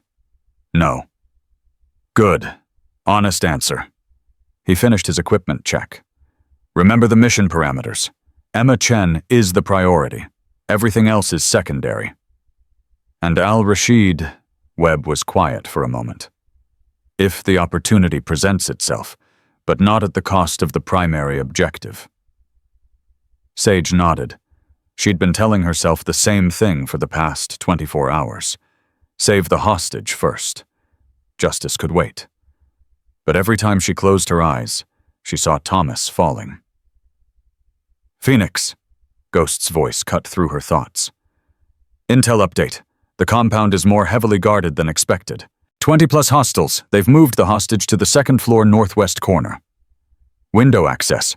1 window, 6 inches, facing east. 1,400 meters, 6-inch window, moving target. And Al-Rashid, confirmed present, ground floor south wing. He's running the show personally." Sage felt her pulse quicken. Her brother's killer, right there, within reach. 10 minutes to insertion, the pilot announced. Webb put a hand on her shoulder. "Whatever happens down there, I've got your back. Just like Thomas would have. Don't compare yourself to him. I'm not. Nobody could be Thomas." His voice softened. "But I can be here. I can be your spotter. I can help you finish what he started." Sage looked at her rifle. The weight of it. The promise of it. "He used to tell me that the trigger is just a mechanism. The real weapon is the person holding it." She met Webb's eyes. "I haven't been a weapon in 14 months. I've been a ghost." "Ghosts can't save lives. Warriors can." Webb released her shoulder. "Time to choose which one you want to be." The helicopter touched down in a dry riverbed 12 kilometers from the target. Sage was out before the skids fully settled, her boots hitting sand, her body moving on autopilot through patterns drilled into muscle memory. Ghost and Wraith fanned out, securing the perimeter. Webb fell into step beside her. 12 clicks. We need to be in position before dawn." Sage nodded and started moving. The terrain was brutal. Rocky, uneven, studded with obstacles that could break an ankle or alert an enemy patrol. She navigated it with the instincts of a predator, her senses expanding outward, cataloging every shadow, every sound. 2 hours in, Ghost raised a fist. Everyone froze. "Patrol. 400 meters. Moving east." Sage sank into the ground, her breathing slowing to almost nothing. She watched the distant shapes through her scope. 4 men armed, sweeping the area in a loose formation. "They're sloppy," Wraith observed. "Wide spacing. Poor discipline." That's what 14 months of no opposition does, Webb replied. They've gotten comfortable. The patrol passed without incident. The team continued. At 0300, they reached the overwatch position, a rocky outcrop with clear sight lines to the compound below. Sage settled into her shooting position, adjusting for elevation wind humidity. I have eyes on the target building, she reported. Northwest corner, second floor. Window is visible. Any movement? She scanned slowly, methodically. Guard on the roof. 2 more at the main entrance. No visual on the hostage. Thermal shows 1 figure in the northwest room, seated, not moving. Emma Chen. Waiting to die. Or waiting to be saved. Al-Rashid. Ghost checked his tablet. Ground floor south wing. Multiple heat signatures around him. Looks like a command center. Sage's crosshairs drifted toward the south wing. Through the windows, she could see figures moving. One of them was him, the man who had given the order. Phoenix, Webb's voice was sharp. Primary objective. She forced herself to look away. Back to the northwest corner. Back to Emma Chen. How long until the assault team is in position? 20 minutes. They're approaching from the west. Extraction. Bird is on standby, 5 minutes out when we call. Sage settled deeper into her position. Her finger rested along the trigger guard. Her breathing steadied into the familiar rhythm in out pause. Phoenix, we have movement. The window. A figure appeared male-armed, looking out at the darkness. Behind him, another shape. Smaller. Feminine. Emma Chen. Hostage confirmed, Sage reported. She's alive. Guard is with her. Can you take the shot? Sage calculated. The guard was positioned between her and Emma. If she fired now, the bullet might pass through him and hit the hostage. Too risky. Negative. Need him to move. Assault team is in position. On your command. Sage watched the window. Waited. Her muscles screamed from holding the position, but she didn't move. Didn't breathe. The guard turned, stepped to the side. Emma Chen was visible now, sitting in a chair, hands bound. I have a shot. Take it. Her finger moved to the trigger. The crosshairs centered on the guard's head, and Thomas's face flashed in her mind. The mortar, the shrapnel, his body falling, the sound he made when he hit the ground. Her hands began to shake. Phoenix, Phoenix, do you copy? She couldn't breathe. The rifle felt like it weighed 1,000 pounds. Her vision blurred. I can't. The words came out as a whisper. I can't do it. Phoenix, the assault team is waiting. If you don't take this shot, I know. Her voice cracked. I know what happens. I see him. Every time I try, I see him. Webb's hand touched her shoulder. Then don't see him. See her. Sage blinked. What? Thomas is gone. Nothing you do will bring him back. But Emma Chen is right there, right now, waiting for someone to save her. His voice was fierce. Her daughter is 4 years old. 4. She's waiting for her mother to come home. Sage stared through the scope at the woman in the chair. Bruised, terrified, but alive. Thomas didn't die so you could save him, Webb continued. He died so you could save others. That's what he taught you. That's why he made you into who you are. The words cut through the fog in Sage's mind. He used to say, she swallowed hard. He used to say that every life has equal weight, that when you look through the scope, you're not just deciding who dies, you're deciding who lives. Then decide, right now, who lives tonight. Sage's breathing steadied. Her hands stopped shaking. She looked through the scope, not at the guard, at Emma Chen, a mother, a daughter. A woman who had done nothing except try to tell the truth about people who were suffering. Phoenix, the guard is moving again. Window is closing. Sage's finger touched the trigger. "I'm sorry, Thomas," she whispered. "But I have to let you go." She fired. The guard dropped. Clean hit, through the temple. "Target down, assault team, go, go, go!" Chaos erupted below. Gunfire, explosions, the assault team breaching the compound. Sage kept her eye pressed to the scope, tracking, covering, eliminating threats as they emerged.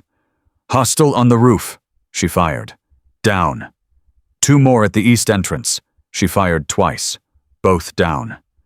"They're inside first floor secured." Sage's hands moved with mechanical precision. Every shot counted. Every trigger pull saved a life. "Second floor. They've got the hostage." She watched through the scope as the assault team kicked in the door. Emma Chen screamed. One of the militants grabbed her, using her as a shield. "I have a shot," Sage said, "but it's tight. 3 inches. Can you make it?" 3 inches. Through the gap between Emma's head and the militant's face, at 1,400 meters, in low light, with a woman's life hanging in the balance. "I can make it." "Then take it." Sage breathed in, breathed out, found the stillness between heartbeats, and fired. The militant's head snapped back. He dropped. Emma Chen collapsed, screaming but alive. Untouched. "Hostage secured, hostage secured, moving to extraction." Sage sagged against her rifle. Her arms were trembling, her heart was pounding, but Emma Chen was alive. "Nice shooting, Phoenix." Ghost's voice held something that might have been awe. "That was impossible." "Nothing's impossible, just improbable." "Assault team is extracting with the hostage. Bird is inbound." Sage started to pull back from her position. Then she saw him. Through the scope, ground floor, south wing, Yosef al-Rashid, running toward a vehicle. Escaping. Her crosshairs found him automatically. Tracked him. Centered on the back of his head. "Phoenix," Webb's voice was urgent. "Mission is complete. We need to move." "I have him. I know, but the mission is complete. Emma Chen is safe." "He killed Thomas. I know." Sage watched al-Rashid through the scope. He was almost to the vehicle. 10 more seconds and he'd be gone. Another escape. Another chance for him to kill someone else's brother. "The shot is mine," she said. "It's always been yours. But think about what Thomas would want." Sage's finger rested on the trigger. The weight of 14 months pressed down on her. Every sleepless night. Every nightmare. Every morning she'd woken up and wished she hadn't. One squeeze. That's all it would take. Justice. Revenge. An ending. But Thomas's voice echoed in her mind. "The hardest shot isn't the one you take. It's the one you don't take." "He doesn't get to decide who I become," Sage whispered. "What, al-Rashid? He killed my brother. He took everything from me. But he doesn't get to decide who I am." She lifted her eye from the scope. "I do." She lowered the rifle. Al-Rashid disappeared into the vehicle. The engine roared. He was gone. "Phoenix." "Mission complete." Her voice was steady. "Let's go home." Webb stared at her for a long moment. Then he nodded. "Copy that. Moving to extraction." They ran. The helicopter was waiting at the extraction point, rotors spinning, door open. Sage threw herself inside Webb, right behind her. Ghost and Wraith were already aboard, along with the assault team. And Emma Chen. The journalist sat wrapped in a blanket, shaking tears streaming down her face. When she saw Sage, she reached out with trembling hands. They told me who made the shot." Her voice was barely audible over the rotor noise. "You saved my life." Sage took her hands. "You would have done the same." "I don't know how to thank you. I don't know how to—" "Go home to your daughter. That's thanks enough." Emma broke down, sobbing. Sage held her as the helicopter lifted off, as the compound shrank below them, as Somalia disappeared into the darkness. Somewhere down there, Al-Rashid was escaping, planning his next atrocity, plotting his next murder. But Sage had made her choice, and for the first time in 14 months, she felt peace. Webb sat down beside her as Emma finally fell asleep. "You let him go." "I know. He might hurt someone else. He might." Sage looked out at the stars. "But killing him wouldn't bring Thomas back. It wouldn't heal what's broken inside me. It would just make me into someone he wouldn't recognize." "Who?" "My brother." She turned to face Webb. "Thomas didn't teach me to kill. He taught me to protect. There's a difference." Webb was quiet for a long moment. "You know, when I first saw you in that cafeteria, I thought something was off. I couldn't figure out what." He shook his head. "Now I know. You weren't hiding because you were weak. You were hiding because you were too strong, and you were afraid of what that strength could do. I was afraid of who I might become if I let it out. And now—" Sage looked down at her rifle. The weapon that had saved Emma Chen's life. The weapon that could have taken Al-Rashid's. "Now I know that strength isn't about what you can destroy. It's about what you choose to protect, and who you choose to become." The helicopter flew on through the darkness, toward home, toward healing, toward a future she was finally ready to face. Fort Liberty was quiet when they landed. 400. The base sleeping. But Captain Vance was waiting on the tarmac, flanked by a medical team that whisked Emma Chen away to the hospital. Sage walked down the ramp on legs that felt like rubber. The adrenaline was fading. Reality was settling in. She had done it. She had pulled the trigger. She had saved a life, and she had let her brother's killer escape. "Senior Chief Hartley." Vance stepped forward. "Welcome home." "Captain." "The shot on the hostage-taker. 1,400 meters. 3-inch window." Vance's voice held something that might have been wonder. "They're already calling it the greatest shot in SEAL history. It was just geometry." "It was more than that." Vance paused. "I heard you had Al-Rashid in your sights." "I did." "And you didn't take the shot." "No, ma'am, I didn't." Vance studied her for a long moment. "Why?" Sage thought about the question, about all the answers she could give, about the one that mattered. "Because my brother didn't raise a murderer. He raised a protector." She met Vance's eyes. "The mission was to save Emma Chen. I saved her. Everything else was a distraction." Vance nodded slowly. "The instructor position. It's still available." Sage looked back at the helicopter, at Webb climbing down the ramp, at the rifle still in her hands. "I know. Have you made a decision?"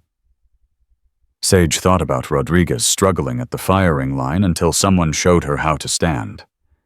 About Jensen broken and searching for a way to become better. About all the young operators who would come through this base looking for someone to teach them what real strength meant. "Yes, ma'am, I have. And I'll take the job." Sage squared her shoulders. "On one condition." "Name it." "I want to redesign the curriculum.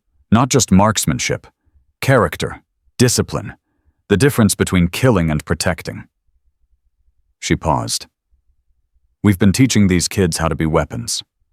I want to teach them how to be warriors. Vance's face broke into a rare smile. That's exactly what this program needs. Then we have a deal. They shook hands. One more thing, Vance said. Al-Rashid. He won't escape forever. Intelligence is already tracking his movements. When the time comes, I'll be ready. Sage looked toward the rising sun. But not for revenge, for justice. There's a difference. Yes, there is. Vance stepped back. Get some rest, Senior Chief. You've earned it. She walked away. Sage stood alone on the tarmac, watching the sky lighten.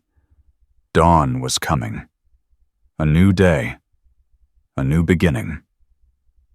Webb appeared beside her. Hell of a night. Hell of a night. What now? Sage thought about the question. About everything she'd lost. Everything she'd found. Everything she was becoming. Now I teach. I heal. I honor my brother's memory by being the person he believed I could be. She turned to face Webb. And when they come for Al-Rashid, when justice finally catches up with him, I'll be there. Not as a weapon, as a warrior. And until then I stop running. I stop hiding. She took a deep breath of the morning air. I start living. Webb smiled. Thomas would be proud. I know. Sage felt tears prick at her eyes. That's what finally makes it bearable. They walked together toward the base. Behind them, the sun rose over the ocean, painting the sky in shades of gold and crimson. And somewhere in the quiet place where memory and hope intersected, Sage heard her brother's voice one final time. The hardest shot isn't the one you take, it's the one you don't take. But the shot that matters most, that's the one that saves a life. She had taken that shot. She had chosen protection over vengeance. She had become the warrior he always knew she could be. 6 months later, Rodriguez graduated at the top of her class. Sage was there to pin on her insignia. You taught me something, Rodriguez said, tears streaming down her face.